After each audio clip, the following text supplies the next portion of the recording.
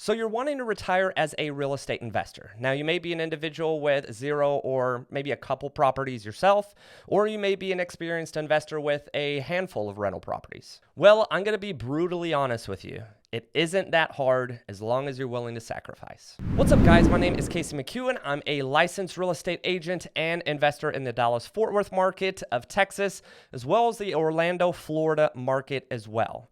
Now, before I get into exactly how you can potentially retire as a real estate investor, I do want to give you guys a little story, a story that is a little close to my heart because it's actually about my mom and dad. Now, this particular story is going to give you guys an idea of just how powerful real estate investing can be. And this is only one particular property. Now, I'm 34 effectively next month. And this particular property was a property that my mother and father lived in until I was born, the third child.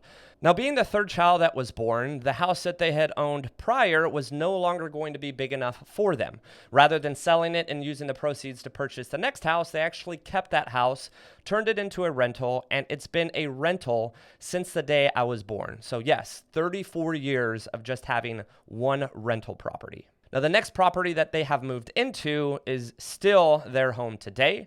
Now, what I can tell you is the property that they moved out of in 1989, when I was born, they bought for about $50,000 or $60,000. Now, the value of that home now is close to $400,000. So you can see the opportunity there and equity earned over the last 30 to 35 years. But also on top of that, they've had the note not paid down just once and paid off, and now they cash flow freely. They actually took out a second note. And that second note over the course of the last 34 years has also been paid off. So they've had a rental property, and that's just one rental property that they bought 30, almost 5 years ago. And that has allowed them to actually add on to their current house that they are in. It's also allowed them to build a pool, add additional square feet to their storage in the back shed, and so on and so forth. It's given them the financial flexibility to do things that they probably otherwise wouldn't. And again, guys, that's just one property bought in 1989. Now, my story is a little bit different. I actually got licensed and started investing in real estate in 2017. It is now 2023, and I've acquired close to $5 million in rental properties. You can see the opportunity here, guys. If I do the same thing my parents did and have been doing over the last 34 years, the $5 million in rental properties likely can get paid off at least once, if not twice. And I can tell you, being in my 60s, 30 years from now, $5 million is going to be more than enough to retire on. But the thing is, guys, I'm only 33 years old. I'm going to continue to buy investment properties. I'm going to continue to invest in real estate as well as invest in other avenues. So that $5 million in rental properties 30 years from now is likely not going to be anywhere near $5 million. It's going to be much, much more. So let's get to the biggest question that people have when it comes to real estate investing, especially folks that have never even invested in real estate. The biggest question that I get across my YouTube channel and really on social media in general is, where do I start? Now, this may be a blanket response, but you can look at my parents or myself as just an example. Just buy a property. Now, that is a blanket statement, and this is not to say that you can just go out and buy whatever property you want and it's going to turn you into a real estate investor. There's a lot of education that you need to do prior. For example, myself, I actually started going to real estate investment meetups in the summer of 2016. I didn't technically purchase my first property, and to be honest, there's a handful of reasons why, but I didn't purchase my first property for another 12 months after that when I moved to Dallas in the summer of 2017. Now, on top of real estate investment meetups, I highly suggest you pick up as many real estate investment books or just real estate books in general to educate yourself more. Another thing that I love doing was watching podcasts such as Bigger Pockets. At this point, there are so many different real estate podcasts that you can listen to and take the advice of so many people out there that not only have been successful in real estate investing, but they've been able to essentially retire maybe in their 20s, 30s, or 40s off investing in real estate. And another thing, if you haven't at this point and you're watching this video, make sure to subscribe to my YouTube channel because I post a ton of real estate content, but not just real estate content as a real estate agent, but a ton of real estate investment content because I am indeed an investor as well. So going back to step one, yes, purchase a property. Make sure you purchase a property that makes sense and you educate yourself along the way that you're not just buying a $400,000 or $500,000 turnkey single family house because that's your max approval and living it by yourself. There are a ton of ways, regardless if you're a single individual or if you're a married individual or if you're a married individual with kids. There are a ton of options out there, but at the end of the day, it's going to take a little bit of sacrifice coming from your part to be able to take advantage of real estate investing over the long haul. Now, I may be a broken record at this point, but in terms of options for you, single family, renting out the rooms, purchasing a duplex, living on that side, purchasing a duplex, living on one side and renting out the other, maybe purchasing a triplex or quad if you have a VA loan option. Most metros at this point are no longer going to be self-sufficient, especially mine in the Dallas-Fort Worth area, for folks to be able to still buy a triplex or a quad with a conventional loan. So if you are a veteran, definitely utilize your VA loan to purchase a triplex or quad if you can.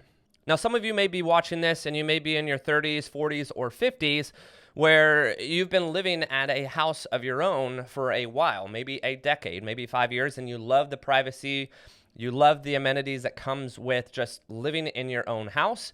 So certainly living in a house and renting out the other bedrooms may be a little bit more sacrifice in what you're willing to do. Purchasing a duplex and having to monitor the other side of the duplex may not be something you're comfortable doing. But guys, at the end of the day, you have to sacrifice a little bit in order to get anywhere when it comes to real estate investing. Now, majority of what I'm actually talking about is just buying and holding. There are a ton of different ways that you can actually acquire properties or be a real estate investor, such as wholesaling, such as flipping.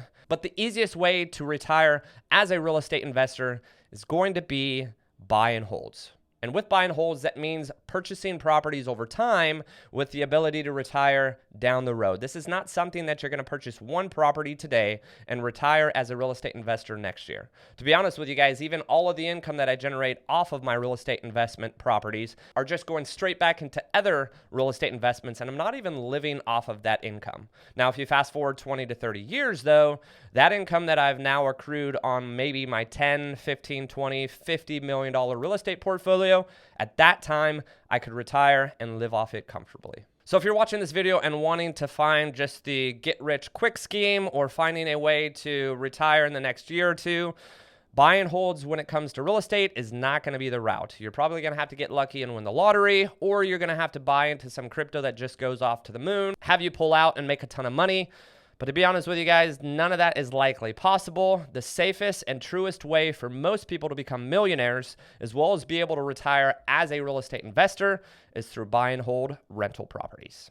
So yes, you're going to have to buy a property. More than likely, it's going to be the easiest way to start your real estate investment portfolio. And it's certainly going to be a lot easier if you're buying the property and living in it, because it's going to require a substantial amount less to purchase a property and occupy it than if you just bought it as an investment property.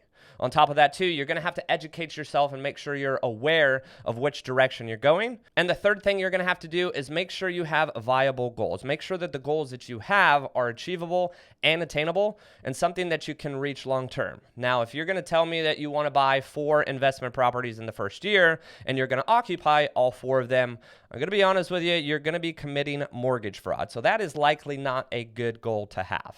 Now, as far as my situation, I definitely wanted to move from one property to the next as quick as I possibly could, but there's only a reasonable amount of times that I could move before I had to kind of stay put at one particular property. Now, that property that I am actually filming this video in, I've been here since October of 2020. But before then, I was able to purchase 3 other primary residents, live in them, move out, and turn them all into rental properties, moving into this property, where all 3 of those properties were cash flowing tremendously. And even 2 of those 3 properties I have since sold and upgraded to an even larger investment. Now, on the flip side, if you are someone that is maybe a teenager or in college in their early 20s, I can tell you have a lot more upside and a lot more ability to, I guess you could say, take bigger risks with a much higher reward. If you're someone watching this video in your 40s, 50s, or 60s, you certainly don't have as much opportunity to buy a single family and rent out the rooms if you've got a family of 4.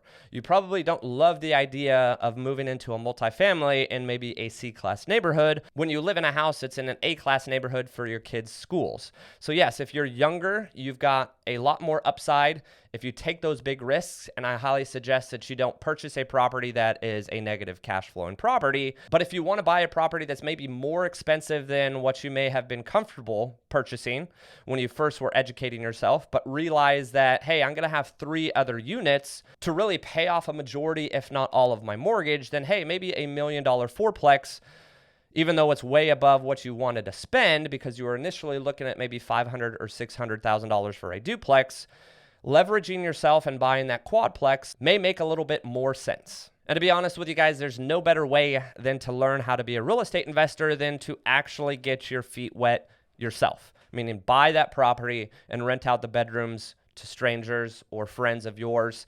Find out what it's like to sign a lease. Find out what it's like to live with other people. Now, me personally, I was in the Marine Corps and I lived in basically a cot, twin bed next to another Marine for about 3 years while I was serving in the Marine Corps. So living in a different bedroom for me was like an upgrade.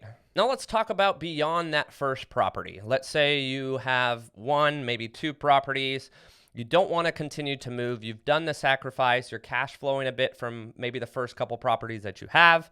You need to then be creative. Creative in a sense, kind of like I was back in 2020. At the beginning of 2020, I purchased and built this brand new custom modern home downtown. But I was building a 4-bedroom house and it's just me, a single guy. I don't have really the need for a roommate, but I got a roommate. I got a roommate that actually paid me $1,300 a month. And on top of that, I also built this custom with a second exterior door with an Airbnb suite in it. So that Airbnb suite over the last couple years has generated about $2,000 a month in rent. So if you're including the $1,300 from my roommate, which now I don't have, but initially the first couple years I did, plus the $2,000 from that Airbnb, I was pulling in almost enough money to cover my mortgage just off of those 2 alone. But on the flip side, I really wasn't sacrificing. I was living in the prime downtown area. I was living in a brand new home, but I was creative with the way that I went about it. Now, this particular property that I'm talking about was my 4th real estate investment property.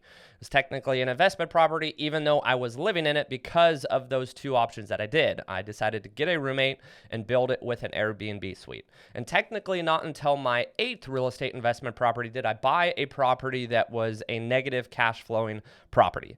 So if you're looking at rental properties, if you're looking to get in the door, maybe your first, second, third property, don't look into getting a property that breaks even. Don't look into getting a property that's going to actually be a negative cash flowing property. It may mean that you've got to wait a little bit longer, but certainly don't get started out the gate with a bad property. Now, me, myself, with 8 rental properties, 9 rental properties under my belt, I was fine with having a property that I was losing $600 a month on because all the income from the other properties helped offset that $600 loss that I got off of my 8th rental property. But truly, rough numbers right now, I'm looking at about $30,000 to $35,000 a month in rental income, and my expenses are about 50 to maybe 60% of that. Now, as far as retiring as a real estate investor, you may be thinking, oh my gosh, $30,000 to $35,000, that's easily enough that I could live off of for the rest of my life. But as I mentioned before, you've got expenses, you've got mortgages, you've got taxes, you've got maintenance, upkeep, so on and so forth. So 50 to 60% of that is usually going away before I even see it every single month. So in my situation, if you use the lower amount of income, because I do have short-term rentals and they do vary, but $30,000 a month at 60% expense ratio, I'm pulling in about $12,000 a month in cash flow. Now, again, you may be saying, hey, Casey, $12,000 a month is a crazy amount of money to be living off of, and I could do that for the next 30, 40, 50 years of my life. So technically, Casey, you should be retired as a real estate investor, and I can tell you, that certainly is and could be true. But the thing is, as you continue to buy more properties, you likely have more HVAC units, more roofs, more desire to invest in future real estate investments. So that $12,000, I may be cash flowing, but I'm not even touching it because it's either going to CapEx or it's going into future investments to continue to build my portfolio north of $5 million. Now, the real fun begins is when I actually turn this situation into where my parents are sitting, where they've had the property for 30 to 35 years.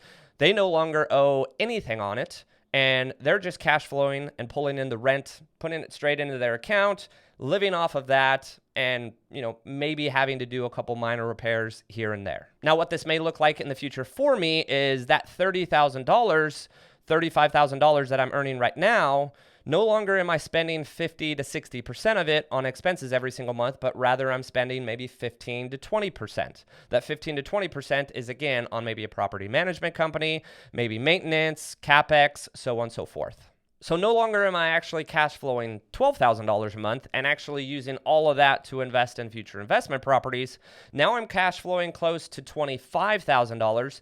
And I'm in my 60s. I have no desire to continue to invest in real estate because I've already hit a tremendous opportunity and really be sitting on a very comfortable amount of income of maybe $250,000 to $300,000. And guys, that's if I never make a single real estate investment purchase again. And once again, guys, I am only 33 years old. Now, I talk about my personal situation owning about $5 million in real estate, assuming that I don't purchase anything else over the course of the next 25 to 30 years. Certainly, I could retire off of that $20,000 to $25,000 in income every single month. But not everyone's going to have $5 million in real estate. As you can see, my parents have a little under $400,000 in their portfolio just by that one property. But you've got two different extreme examples here. You've got one property compared to essentially 10 properties. You don't necessarily have to be content after that first purchase. Now, I can tell you my parents have no experience in real estate investing, didn't even really have that property with the knowledge to become real estate investors, but that's essentially what they've done over the last 30 to 35 years, is become a real estate investor that has owned one property. If you do purchase a property and live in it, you're more than likely going to move out of it. If you move out of it and it cash flows, you can rent that out and now have two properties, so on and so forth. And this can happen over the course of the next 10, 20, 30 years to a certain point where you could be maybe somewhere in the middle. Maybe you own 4 or 5 properties and you've accrued these 4 or 5 properties over the last 10, 15, 20 years. Now, my particular example that I've given you guys sitting on $20,000 to $25,000 a month in income off of $5 million, you could be somewhere in the middle sitting on $12,000 to maybe $14,000 in cash flow every single month, which, to be quite frank with you, would be a very comfortable income for anyone to retire off of. The biggest thing is you need to have a strategy. You need to have an idea of what your next move is going to be. And last but not least, you need to have an exit strategy, meaning if I own all the properties that I own, but I don't take care of them and they just get run to the ground, none of them are going to be worth anything, and I'm not going to be sitting on that cash flow in 20 to 30 years. I'm going to be sitting on properties that I essentially will lose money on more than anything. Now, as far as an exit strategy, maybe down the road, it isn't necessarily keeping all of your rental properties, but maybe in my late 50s or 60s, I decide to sell my entire property. I decide to sell my entire real estate portfolio. And now that real estate portfolio valued at $5 million now is valued maybe at $7 or $8 million.